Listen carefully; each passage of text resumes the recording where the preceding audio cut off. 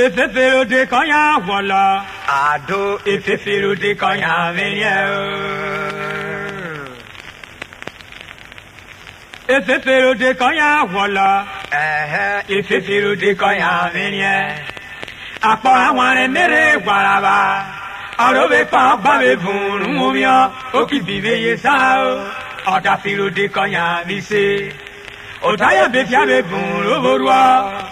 Kumomira ya reta kaime birorua ata ferevera pakoreve oyogbe jabe tota apara ke na iri yiriba alobe sisi wero ma blinu no iwe mogbe a oro mara e gba to yeriere o yo bi bu ese no ge neruwa pepe shajo fisi wa ba ro mriwo ebu wodian Idabo lo bekae, webi kubasi pito, warami horo mara.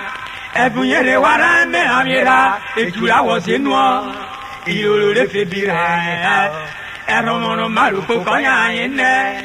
Ekiri dabolo aro obanya, ubibe aro dogami biao. Ebiso hora kera, wayari akona, wariosaro wao. Akiye waje memore ahijiwe fofo me ba rurorua efe gbawere kanya menia egu gbawere bera alole riguro amare fita owole ko idia iye we ama papa okiri pe keko akeki na fun oya iye ko duro se aje bari woria onari akọ amare na ya bi firuna ada firo di kaya mi se utu ori firu bebo idia utu emo pe kaya mi se ayo dero wa emo pe adana bebo idena o wa bote we oroda emo pe fori wa oroda utu emo pe na ake amanya uri ami bi wa je ayo tu ori dia tabale takia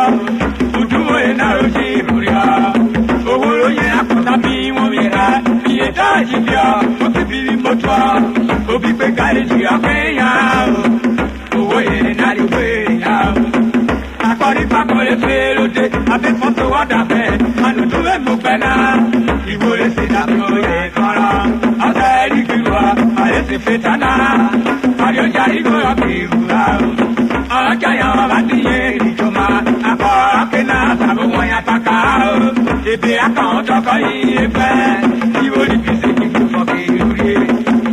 Amado kuamo raje doya ebe wakaba iwo kwira ebe jowo na esikele owo kuye ya kukwera obuye karo awaya tugere kiti oye fukore ya tabaye na tanule beroya akari nukule ruba oka ole biru oje kwira biruga kogoma akwali goka eroro anya goruko game ebe olula